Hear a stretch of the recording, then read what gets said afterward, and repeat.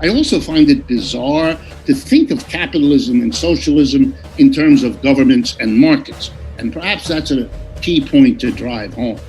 Slavery had markets. There's nothing unique about capitalism and markets. You remember American slavery? They bought and sold slaves. That's a market.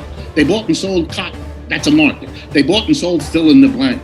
So markets existed in slave society. Ditto in much of feudalism.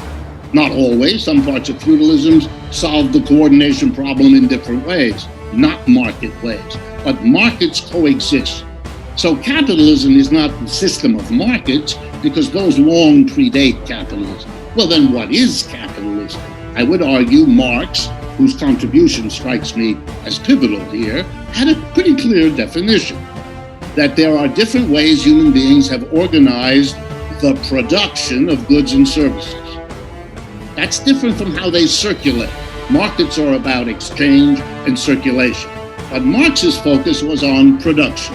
So here's three basic ways in modern history. Slaves is one way.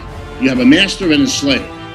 Masters is a small group, slaves is a large group. Slaves do most of the work. Masters tell them what to do. Masters become rich and powerful. Slaves yearn for a better system.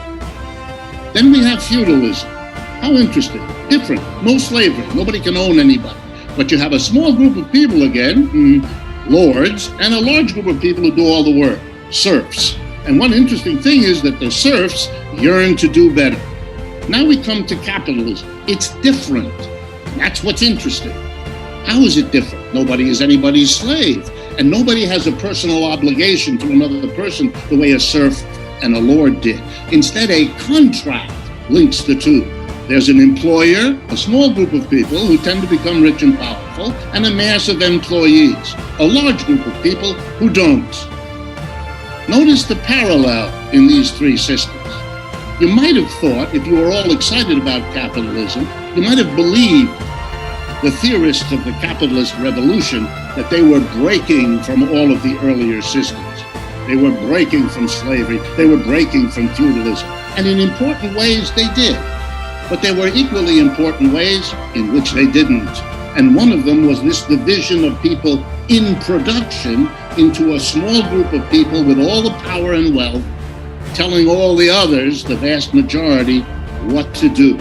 Modern capitalist corporation is the most undemocratic institution I can imagine. You do what you are told, the majority. And if you don't, you lose your job and you lose your income. That's called compulsion. And that's the arrangement. And if you don't like what your employer tells you to do, well, you're free in capitalism and you can go and work for another one.